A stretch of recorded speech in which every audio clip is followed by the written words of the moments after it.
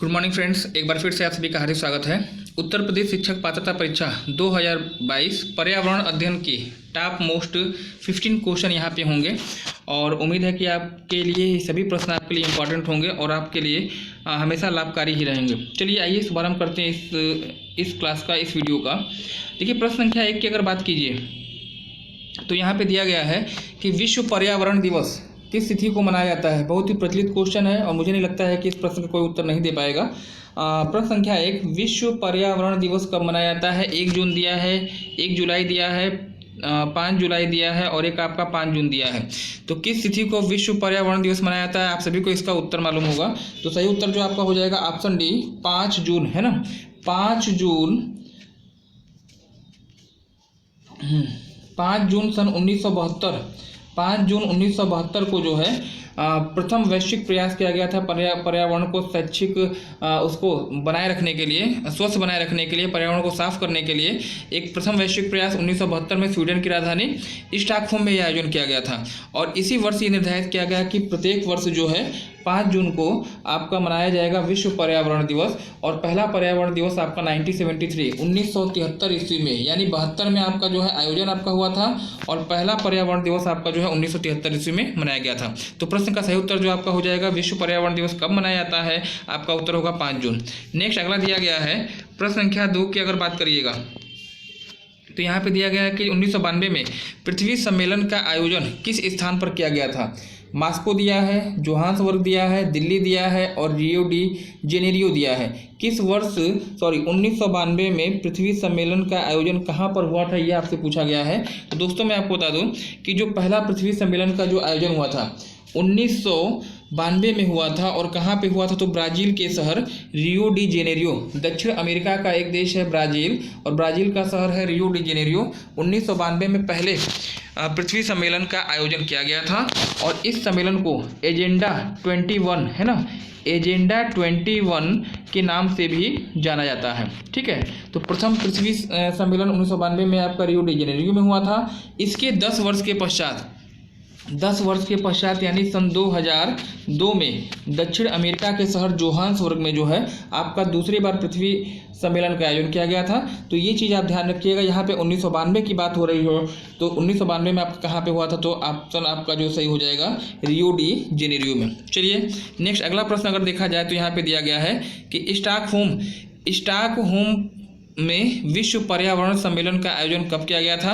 ये प्रश्न तो मुझे लगता है कि मैंने पहले आउट कर दिया है।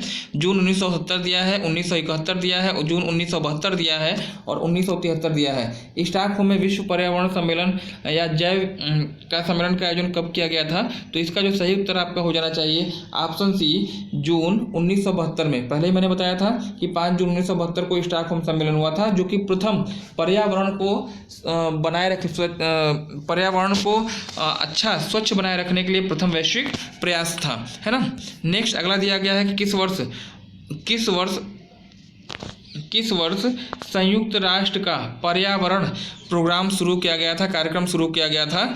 ऑप्शन 1970 दिया है, 1980 दिया है, 1986 दिया है और 1972 दिया है। तो दोस्तों मैं आपको बता दूं कि संयुक्त राष्ट्र पर्यावरण का प्रोग्राम अगर देखा जाए, एक संस्था आप सुने होंगे यूएनईपी के बारे में आप जानते हैं, या इसी को शॉर्ट फॉर्म में कहते हैं यूनेप, है ना, यूनाइटेड नेशन एनवायरमेंटल प्रोग्राम। ठीक है, यूएनईपी की जो स्थापना हुई थी 1972 में हुई थी और इसका मुख्यालय केन्या की राजधानी नैरोबी में है। दक्षिण अमेरिका का एक देश है केन्या, विषुवत रेखा पर स्थित है और नैरोबी में इसका जो है यूनेप का मुख्यालय है। तो यूएनईपी संयुक्त राष्ट्र का पर्यावरण कार्यक्रम का शुभारंभ कब से हुआ, ये पूछा गया है 1972। आपका जो है बिल्कुल सही उत्तर आपका होगा। ऑप्शन में देखिए कहीं दिखाई दे रहा है, जी हाँ, ऑप्शन डी आपका सही हो जाएगा। 1972 में आपका यह प्रोग्राम शुरू किया गया था, ऑप्शन डी आपका सही हो जाएगा।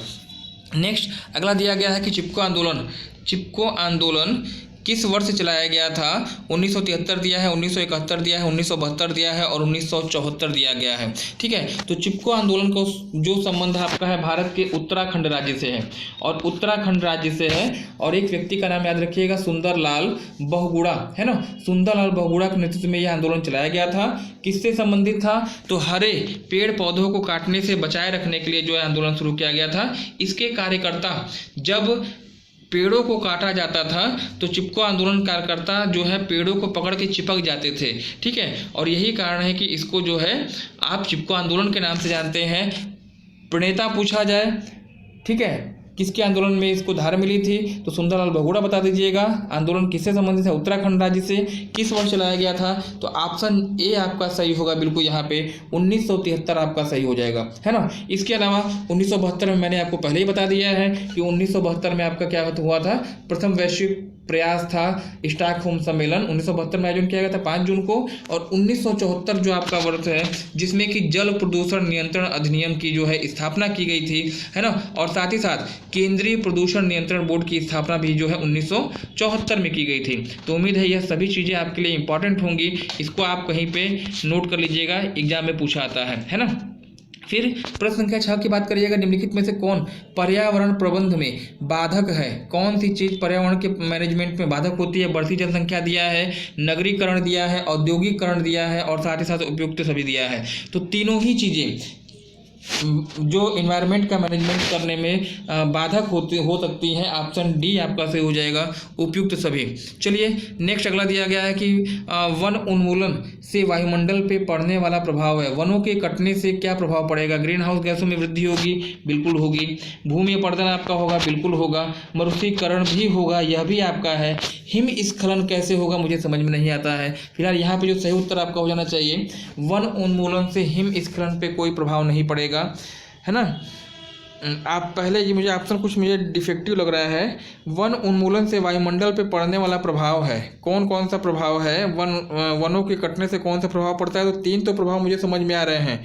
ग्रीन हाउस में वृद्धि आपकी होगी, भूमि अपरदन होगा, मरुस्थलीकरण होगा। लेकिन हिमस्खलन होगा कि नहीं होगा ये कैसे मतलब या तो ये हो सकता है, मुझे ये चीज़ समझ में आ रही है कि ये आपका प्रश्न होना चाहिए कि वन उन्मूलन से वायुमंडल पे पड़ने वाला कौन सा प्रभाव नहीं है, ये आपका होगा। तो यहाँ पे ऑप्शन डी मुझे लगता है कि हो जाना चाहिए, डी। ऑप्शन डी आपका सही हो जाएगा, क्योंकि वनों के कटने से ग्रीन हाउस गैसों में वृद्धि होगी, इसमें तय है। भूमि अपरदन भी आपका होगा, वो भी तय है। मरुस्थलीकरण भी होगा। तो डी ऑप्शन मुझे यहाँ तक एप्रोप्रिएट लग रहा है, सही हो जाना चाहिए। चलिए नेक्स्ट अगला दिया गया है, घरों में कांच में रखी गई मछलियाँ किस नाम से जानी जाती है। आपने देखा होगा कि जो प्रत्येक जो शोरूम होते हैं या फिर बड़े बड़े घर होते हैं, वहाँ पे जो है कृत्रिम पारितंत्र बनाया जाता है।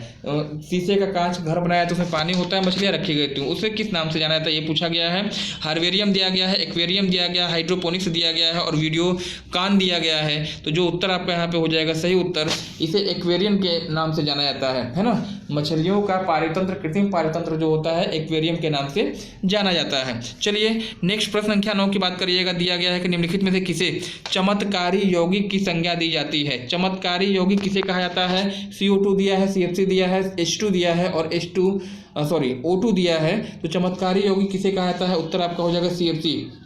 क्लोरोफ्लोरोकार्बन एक चमत्कारी यौगिक है और सबसे अधिक ओजोन को हानि पहुंचाने वाली गैस आपकी है ना, क्लोरोफ्लोरोकार्बन बता दीजिएगा। नेक्स्ट अगला दिया गया कि अत्यंत अम्लीय जल का मान, माँ लिखा गया है, माँ नहीं होगा, मान होगा, है ना। इसको आप मान पढ़ें, मिस टाइपिंग आपकी हो गई है। अत्यंत अम्लीय जल का pH मान कितना होता है, जो देखिए 4 मान यहाँ पे दिए गए हैं। अत्यंत अम्लीय का मान आपसे पूछा गया है, सिंपल सी चीज़ है। एक थोड़ा सा यहाँ पे बात को समझिएगा। एक होता है 0,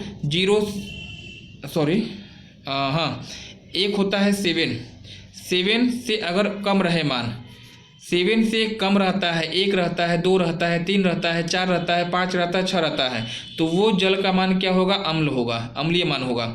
और अगर 7 से अधिक होता है, 14 तक होता है, 7 मतलब 8, 9, 10, 11 रहेगा तो क्षारीय मान आपका होता है। 7 जो है आपका न्यूट्रल होता है। पूछा क्या है कि अत्यंत अम्लीय जल का pH मान कितना होगा, सबसे अधिक मतलब सबसे कम जो मान होगा सबसे अधिक अम्लीय होगा। और सबसे कम यहाँ पे कौन है, ऑप्शन डी आपका बिल्कुल एप्रोप्रिएट मुझे लग रहा है जो हो जाना चाहिए। 0 आपका उत्तर यहाँ पे सही हो जाएगा, क्योंकि सबसे कम मान जो है वह अत्यधिक अम्लीयता को दिखाएगा। और इन चारों ही ऑप्शन में जो है 0 आपका सबसे कम मान है ना। तो ऑप्शन डी आपका सही हो जाएगा। वैश्विक तापमान में वृद्धि का प्रभाव है, क्या प्रभाव होता है, वैश्विक तापमान में वृद्धि होती है तो वर्षा की कमी होती है, जलवायु में परिवर्तन होता है, बिल्कुल होता है, सूखा काल आता है, भूखमरी आती है, वह भी आती है। तो ऑप्शन डी मुझे लगता है जहाँ पे सही होना चाहिए, बिल्कुल सही होगा। चलिए नेक्स्ट अगला दिया गया है, क्योटो प्रोटोकॉल का आयोजन किस वर्ष किया गया था।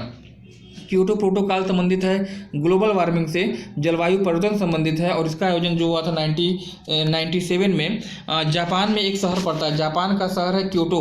और यहाँ पे विश्व के जितने भी विकसित देश थे, इन लोगों ने क्या किया था, एक सम्मेलन किया था ताकि ग्रीन हाउस गैसों के उत्पादन में क्या किया जाए, वृद्धि को रोका जाए। तो 97 में आयोजन हुआ था।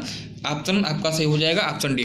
चलिए अंतिम प्रश्न इस सेशन का जो आपका होगा, मेधा पाटकर का संबंध किससे है, ये पूछा गया है। अपिको आंदोलन दिया है, चिपको आंदोलन दिया है, शांत घाटी आंदोलन दिया है और नर्मदा बचाओ आंदोलन दिया है। तो दोस्तों मैं बता दूं, मेधा पाटकर जो है संबंधित है गुजरात के नर्मदा बचाओ आंदोलन से। ऑप्शन डी आपका यहाँ पे सही हो जाएगा। नर्मदा नदी पर एक बांध स्थित है जिसका नाम है सरदार सरोवर डैम, है ना, सरदार सरोवर डैम स्थित है, सरदार सरोवर बांध स्थित है। और इस बांध की ऊंचाई को बढ़ाने का विरोध किया जा रहा था मेधा पाटकर के द्वारा, और नर्मदा के अस्तित्व को बचाए रखने के लिए उन्होंने ये आंदोलन चलाया था। ऑप्शन डी आपका सही हो जाएगा। तो दोस्तों ये रहे चुने हुए प्रश्न, उम्मीद है कि आपके लिए हेल्पफुल होंगे, सहायक होंगे।